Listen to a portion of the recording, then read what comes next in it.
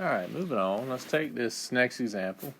For the hyperbola given by the equation 9x squared minus 16y squared equal 144, find the vertices, the foci, and the asymptotes, and then sketch a graph of the hyperbola. So remember, we're looking at standard form. Alright, now I can quickly look at this equation. I'm talking about a hyperbola because we have the difference of two squared terms, and the positive term is the x squared term. Right? So with that said, I already know that my transverse axis, my axis that contains my center, my vertices, and my foci, is horizontal. Right? So with that said, we got transverse axis horizontal. Just be careful, make sure over here you have a positive constant, because remember, you do have to set it equal 1, so you'd have to divide out a number, and if it was negative, it would change the signs of those. But I do know that transverse axis horizontal, so our standard form equation. So let's write down the goal that we want in this equation. So our positive term is the x squared term. So x minus h squared over a squared minus y minus k squared over b squared equal to 1. So that's going to be our first step, as we need to set it equal to 1. So let's go ahead and do that. So let's go ahead and do it. We'll go back up here. Let's divide out 144 on both sides, right, to set it equal to 1.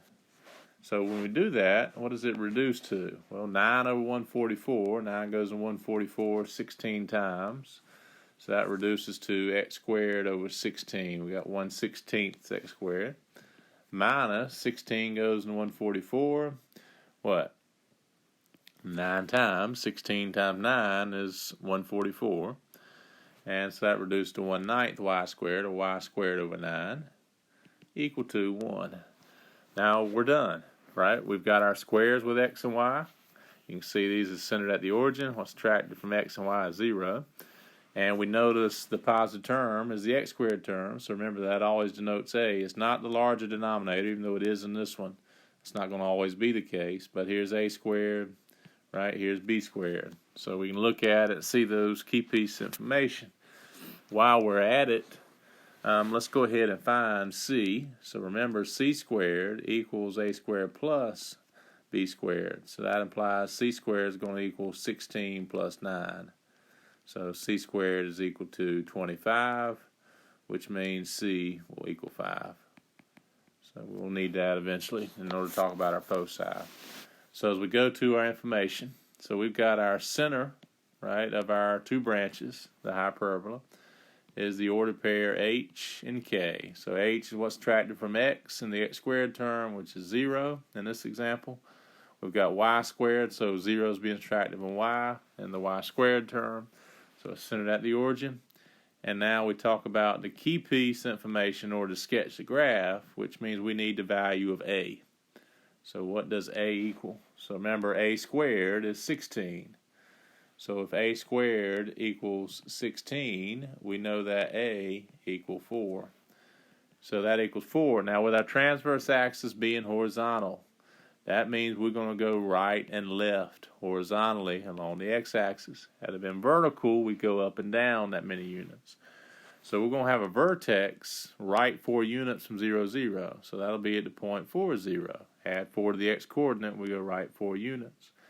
And then we have another vertex left 4 from the center, which would be negative 4, 0.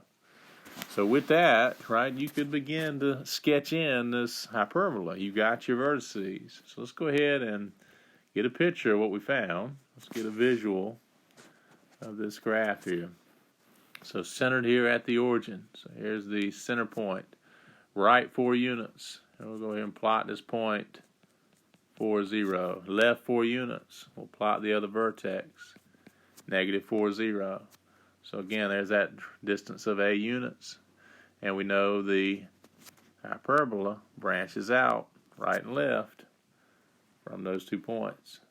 So we can get a sketch just knowing those vertices. All right, now let's go ahead and look at the foci. So we'll go ahead and talk about those. But again, this was the value of a. A equal 4. We went right and left 4 units. Now to get to the foci, we're going to look at the value of c. So what does C equal? Well, we've already found C. C equals 5. So that means we're going to move right and left from the center point 5 units. So if we're at a center of 0, 0, and we go right 5 units, we'll be at 5, 0. If we go left 5 units, we're going to be at negative 5, 0. And we can plot those points over here. So here's a focus in this branch. This branch focuses in on this point at 5, 0. The other branch focuses in at negative 5, 0. So there's that distance of C units, C equal 5. Distance traveled to our foci. And the only thing we haven't put in here, let's go ahead and do that. Let's look at the asymptotes. So the asymptotes, again, give a little more characteristic. They give shape to our branches. Our branches slant out. So remember, in a transverse axis that's horizontal, we got y minus k equal to slope. Now in horizontal, ratio is b to a times x minus the x coordinate. And then we have one with y minus k equal to the negative slope, decreasing line, times x minus the x coordinate. Now slopes a to b, if transverse axis is vertical, but ratio b to a with horizontal. So let's go ahead and fill in that information. So y minus k will be y minus 0 equal to b. B in this problem, now b squared was 9. So that implies what? B is going to equal 3. So b value is 3. So we got 3. Right, divided by a. A was what? 4. So we got 3/4 times x minus the x coordinate. So that simplifies down to y equal to 3/4 x. So there's an asymptote. Let's graph in that line. So we're going to graph in the asymptote. We can do so now. Right, and this is our graph here. If we want, let's get a little more characteristic. Let's show that asymptote slanting out, right, at that location. But there's y equal to 3/4 x. And then the other one, as we plug in, y minus 0. Right, let's go ahead and put that one in. So we got y minus 0, y minus y coordinate center point. Remember, asymptote will always pass through the center, so I'm using my point slope form. This time we look at the negative value of the slope, negative 3/4 times x minus 0. So y is equal to negative 3/4 x. So as we graph in the other asymptote, we can go ahead and do that right now. So again, it's imaginary slanted line, the slant asymptote. It's where our two curves here slant out. So y equal negative 3/4 x for its asymptote. So again, that's the hyperbola. We did a little different that time. That gave us the equation. Now that one was pretty easy to work because we had it centered at the origin. So we had to create any squares, which we will when we move our center away from the origin, which we'll want to look at in our next example. All right, as we get to some more. Let's do one more like that one, and then we'll get into one, again, where we have to move it off the origin. But if I look at this one, now in this example, we've got a difference squared term. So again, we know we're dealing with a hyperbola, but our positive term is the y squared term. So we know right off the bat that our transverse axis is vertical. Why? Because our positive term is the y term. Last problem we had the positive term being the x term. X axis runs horizontally. So again, I know that when we begin. So standard form. So what do we want our equation to look like? Well, we want y minus k squared over a squared minus x minus h squared over b squared equal to 1. So let's go ahead and do that. So as our first step goes, we need to set the equation equal to 1. So to do that, right, in this problem, we would divide out a 4 on both sides, right, to set it equal to 1. So that's step 1. So as we do that, we've got y squared over 4, 1/4 y squared, minus x squared over 1, right, 4 over 4 reduced to 1, equal to 1. And you see here, here's our value of a squared, here's b squared, right? We've got to find c. Let's go ahead and do that. So c squared equals a squared plus b squared.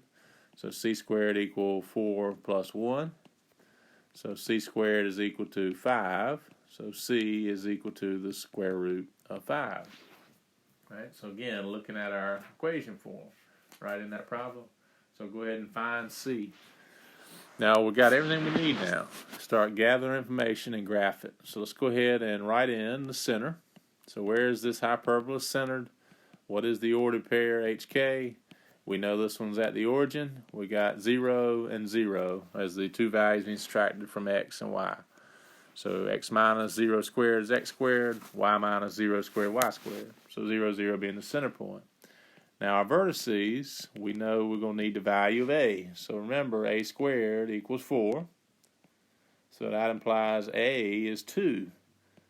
So that means instead of going right and left 2 units, as this transverse axis is vertical, we're going to go up and down 2 units from the center. So what's up 2 units from 0, 0? We would have the point 0, 2. What's down 2 units from 0, 0? 0, negative 2. So again, at that point, we could go ahead and sketch in the graph, right? So let's go ahead and plot in the center point. So here's 0, 0. Let's move up 2 units on the y-axis.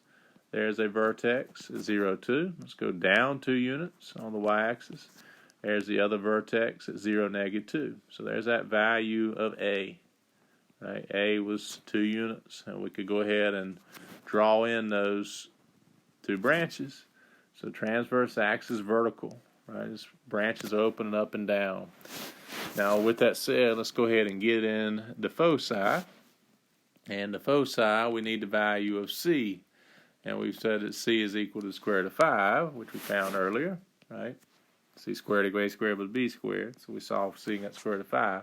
So again, we're going to go up and down square root of 5 units from the center. So 2-point-something units. Square root of 5 is irrational. We'll leave it as a root.